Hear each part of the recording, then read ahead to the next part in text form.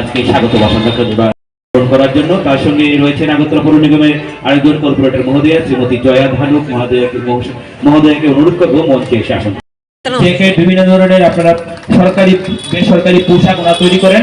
আপনারা যদি সরাসরি ওনাদের সঙ্গে যোগাযোগ করেন তাহলে আপনাদের একটি আমাদের 7 রামনগরের যিনি সম্মানিত বিধায়ক শ্রী দীপক মজুমদার মহোদয়কে বরণ করে নিতে উত্তরী এবং পুষ্প দিই এবং সবাই মিলে একটা জোরে করতালি হওয়া যায় আমাদের অতিথিদের জন্য। তারপর আমি অনুরোধ করবো আমাদের Shrimati madam Manika Das Dutta, honourable deputy mayor, Agartala municipal corporation.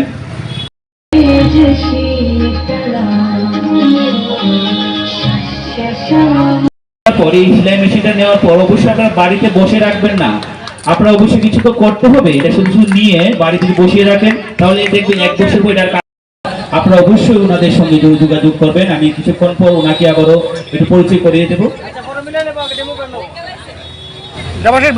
আমি অনুরোধ করবো हमारा जो आज के हमारे जो स्किल डेवलपमेंट के जो डायरेक्टर है श्री प्रदीप के सर।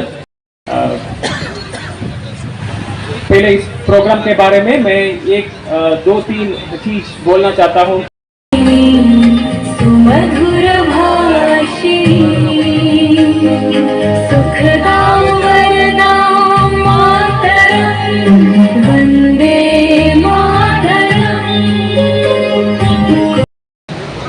আত্মনির্ভর করার ক্ষেত্রে যে পরিকল্পনা বা স্কিমের মাধ্যমে সুযোগ গ্রহণ করা সাবসিডি দেওয়া হয়েছে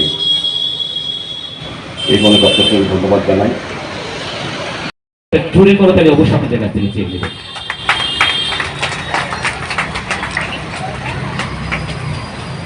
প্রতিপদলের মধ্যে দিয়ে আজকের আমাদের এই বিশেষ অনুষ্ঠান sewing machine certificate and offer letter distributor ceremony for skill candidate under MMDUP স্কিমের যারা যারা আওতায় রয়েছেন, তাই যারা যারা রয়েছেন সবাই একটু দাঁড়িয়ে এই রাষ্ট্রগানটা আমাদের সঙ্গে করবেন। Please music. কার মুখ কে রাখো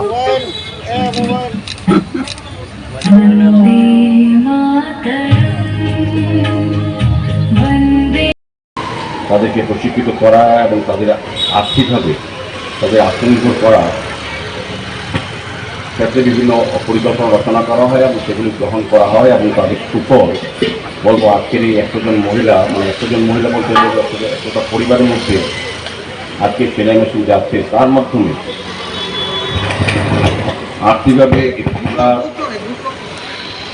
পাশাপাশি আমাদের রাজ্য সরকারের যে চিন্তা ভাবনা যে কর্মসংস্থানের বিষয়েও সংযুক্ত করা সকল অংশের মানুষকে সেক্ষেত্রে এই ধরনের কর্মসূচি অনেকটাই সহায়তা আমি করব। আমি যেটা জানতে পেরেছি বা শুনেছি তাদের বক্তব্যে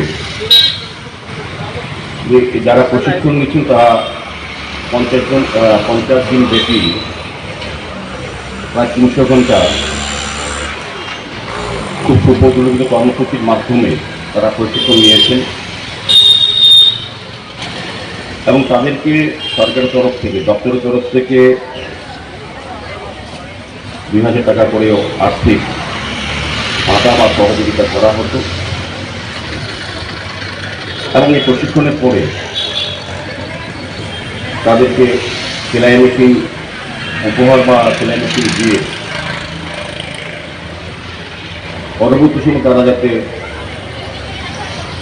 নিজেদেরকে আত্মনির্ভর করতে পারেন বা পরিবার আত্মনির্ভর হওয়ায়